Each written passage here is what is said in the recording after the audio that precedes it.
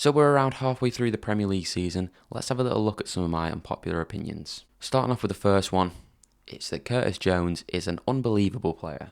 I think he gets so much hate and I genuinely don't know why. I think especially this season, if you just watch him play, I think he's an integral part of Liverpool's team. I genuinely don't get the hate that he gets. Every single time he's on the ball, he's always looking up, he's passing, he even takes players on, sometimes scores a few goals and gets assists. I think he's an incredible player. I do get the past few seasons for Liverpool, he's not been the best, and clearly that's why he's not been starting. But I think this season, especially, bar maybe Szoboszlai, I think he's been our best midfielder.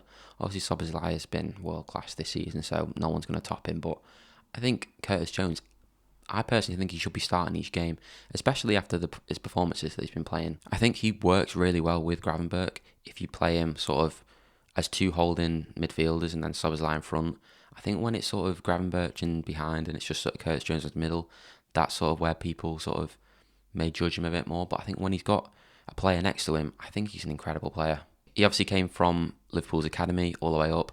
He did have links with other teams, but we didn't choose to sell him, and I'm really glad that we didn't. He has even stated that he wants to be Liverpool's captain, so you never know in the future, but I think he just needs to keep up his form at the moment, especially this season, because he's really good. Moving on to a more controversial one, Odegaard.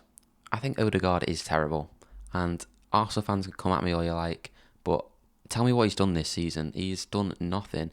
I think anytime he's on the ball, he's not really doing too much with it, giving it away a lot of the times, not really scored many goals.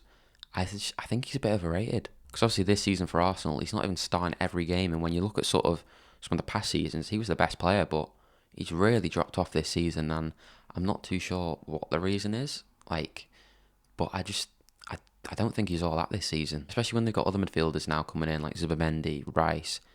I just don't think there's a place for him in the team for Arsenal. And with Arsenal this season, he's only got 1 goal and 3 assists. And for a centre-attacking midfielder for a team at the top of the table, I think those numbers should be a lot higher.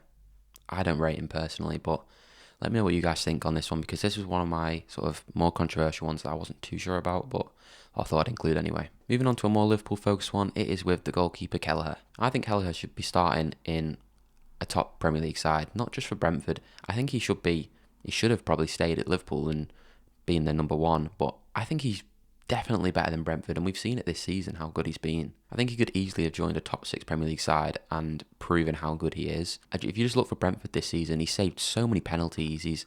If you look at his past 4 games, he's saved 2 penalties, and that's a lot for a goalkeeper in the past 4 games. I think when he played for Liverpool, he was exceptional as a second choice keeper, and I was honestly really sad to see him go. I wanted him to stay, and when Alisson was gone, him become our first choice, but obviously he wanted to be first choice now, so I do see why he joined Brentford, but I just think he could have joined a better team.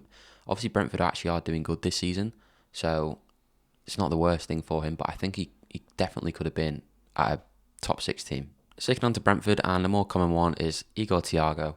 He is exceptional this season. I don't know where Brentford have pulled him from. It seems like they just sold Mbeumo and just pulled Thiago out of nowhere. But I mean, 17 goals this season. Obviously, one of those wasn't in the Premier League, but still 16 goals in the Premier League this season. And where was he last year? No one even knew of him. I don't even think he got a goal playing for Brentford last year. So to get 16 goals in a season, and we're only halfway through, is incredible. Where did he come from? Obviously, Haaland's at the top of the table for the goals scored, but he's second. I genuinely think he's the reason that Brentford are so high in the table at the moment, because without him, definitely would not be up there. I mean, just look at the recent game against Everton that they played. They played Everton away, and he scored a hat-trick. That's crazy. He's only 24 years old as well, so it's not like he's sort of an older player that has just sort of had the experience. He's a younger player that didn't really come from anywhere, came from Club Brugge to Brentford. So the fact that he's doing this good at that age with not too much experience, especially not much Premier League experience, is really good for him.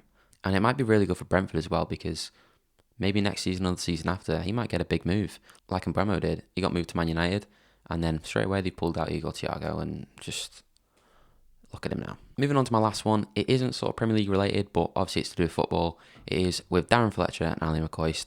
My opinion, they are terrible commentators. They are so biased, it is unbelievable. And this might just be me as a Liverpool fan, but if you're a Liverpool fan and you watch the Liverpool versus Barnsley game, that was one of the worst commentated games I've ever seen. Every single time Liverpool had the ball, they were praying that Barnsley got it off us. When Barnsley scored, they were ecstatic. Liverpool scored, it was just it was one of the worst games I've watched in terms of commentating. And I didn't actually mind them up until now. It's sort of, now that I've sort of realised how biased they are. But I do know a lot of people do like them as commentators, so this is why I've put them in this video. McCoist and Fletcher, I don't know what they've done recently, but they've got a bit of a hate against Liverpool. But yeah, don't forget to subscribe if you're new and like the video. I'd really appreciate it, and I'll see you guys in the next video.